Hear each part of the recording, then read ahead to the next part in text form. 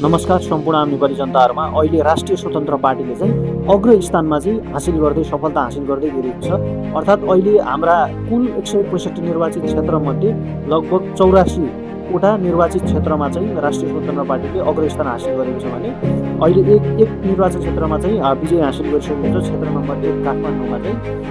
र त्यसैगरी नेपाली कांग्रेसले एउटा विजय हासिल गरेको छ भने अहिलेसम्म 11 वटा निर्वाचन क्षेत्रमा अग्र स्थानमा छ। अर्थात् टोटल गरेर 12 ठाउँमा चाहिँ यसले जित्ने सम्भावना प्रबल देखिन्छ। र त्यसैगरी चाहिँ एमालेले चाहिँ 5 ठाउँमा चाहिँ अग्र स्थान हासिल गरेको छ 5 निर्वाचन क्षेत्रमा भने त्यसैगरी 5 कुने ताराले 4 स्थानमा 4 वटा निर्वाचन क्षेत्रमा भने त्यसैगरी एक निर्वाचन क्षेत्रमा चाहिँ लो राष्ट्रिय प्रजातन्त्र पार्टी र माटोले त्यस्तै एक ठाउँमा चाहिँ अग्र स्थान हासिल गरेको छ भने आँखो छ एउटा स्वतन्त्र भनिसकेको अरु चाहिँ केही छैन भनेपछि अझ पनि राष्ट्रिय स्वतन्त्र पार्टीले चाहिँ बहुमत ल्याउन सक्ने सम्भावना एकदमै प्रबल देखिन्छ।